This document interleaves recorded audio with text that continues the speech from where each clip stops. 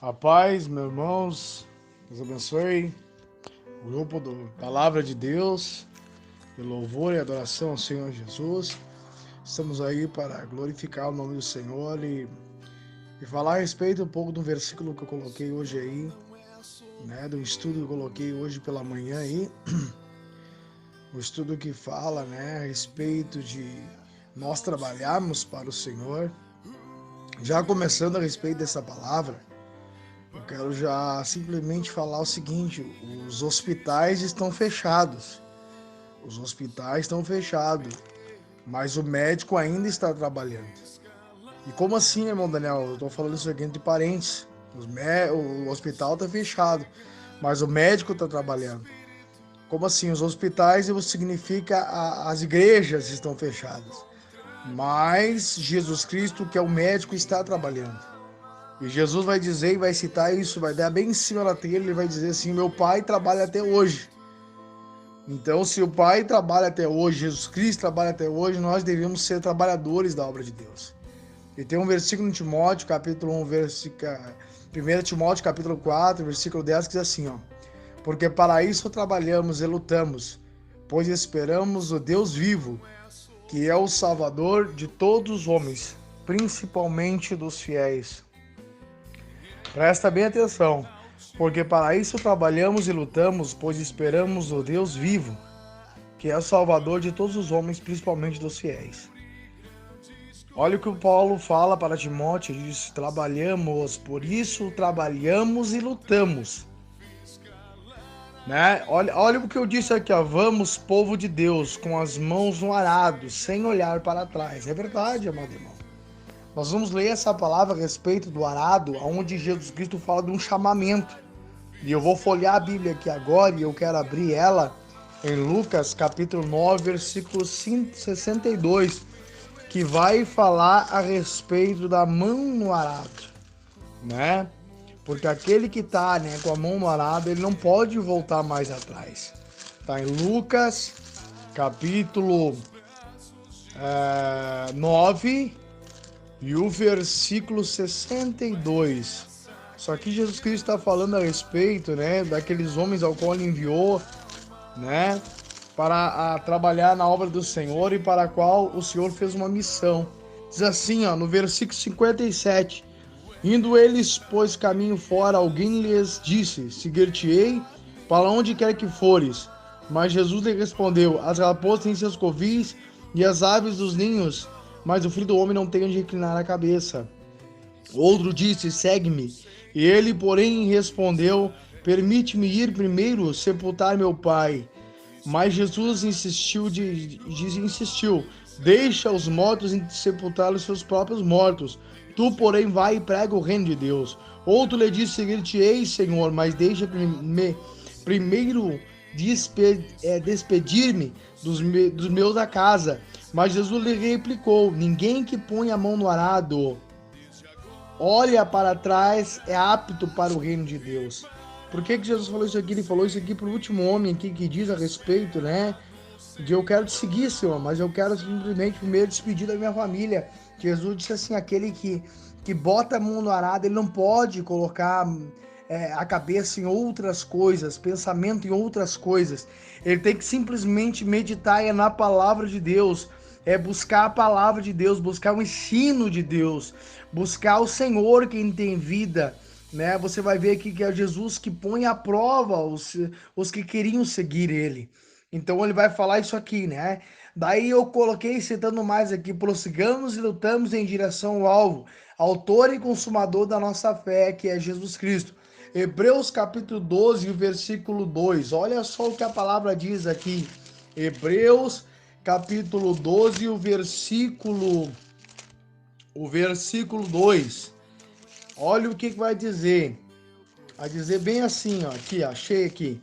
Versículo 2.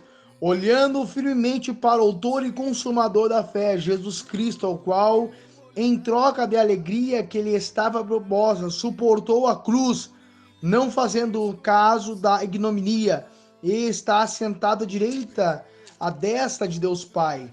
Então nós entendemos, amado irmão, que quem é o autor da nossa fé é Jesus Cristo.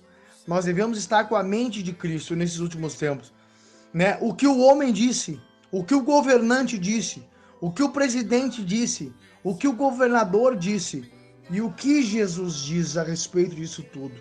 Nós devemos estar com o mestre, que é o cabeça da igreja. Quando eu falo de cabeça, eu falo de mestre. O mestre, o discípulo pisa onde o mestre pisou. Se o mestre pisou aqui, o discípulo pisa ali logo atrás onde o mestre pisou. Então o nosso mestre é Jesus Cristo. O nosso mestre não é governador. Nós temos que ver o que Jesus manda nós fazer. Se ele trabalha até hoje, nós vamos prosseguir trabalhando para a glória de Deus Pai. O salário da fé é o galardão pela graça da misericórdia de nosso Senhor Jesus Cristo. O salário da fé, mano, é o galardão da graça e misericórdia. Hebreus, capítulo 11, versículo 6. Ora, sem fé é impossível agradar-lhe, porque é necessário que aquele que se aproxima de Deus creia que ele existe e que é galardador daqueles que o buscam. Então, meu irmão, nós somos daqueles que buscamos ao Senhor e sabemos que teremos uma recompensa. Galardão é recompensa diante de Deus. Salvação maior, qual é a nossa promessa maior? A nossa promessa maior está escrita em 1 João, no capítulo 2, versículo 25.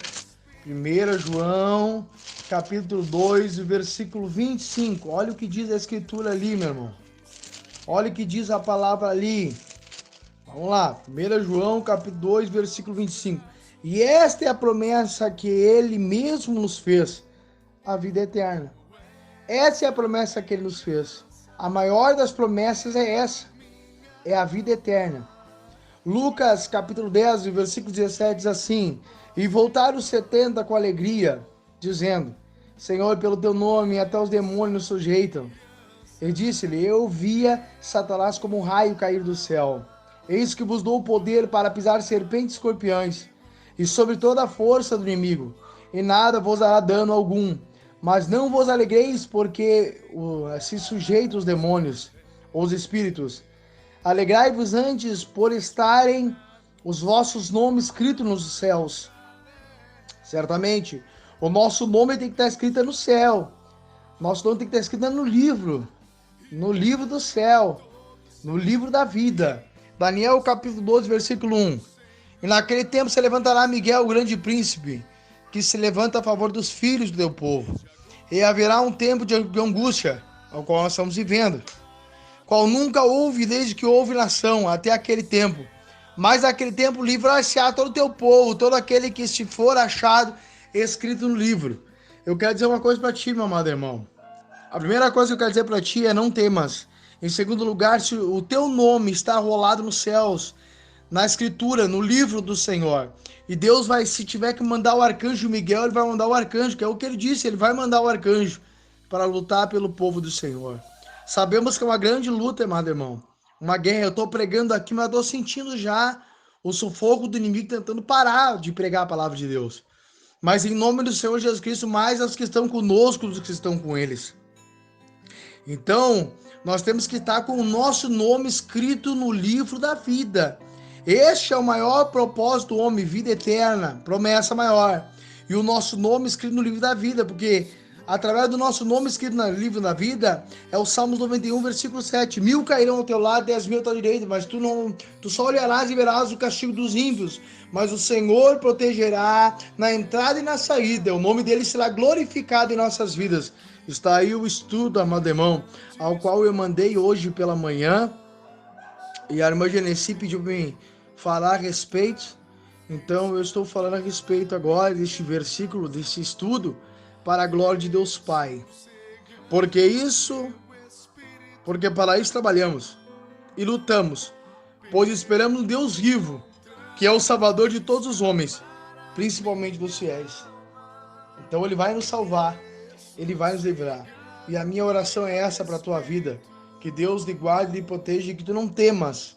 A minha palavra é essa, profetizo para ti, meu irmão, que tu tem que entender que no mundo nós temos aflições, mas tem de bom ânimo. Não temas, o Senhor te ajuda, Ele te sustenta. Invoca o nome do Senhor e tu verás a glória dele sobre a tua vida.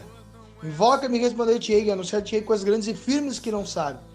Então receba essa palavra no nome do Senhor Jesus Cristo. Deus abençoe os irmãos, a graça e a comunhão de Cristo. Amém.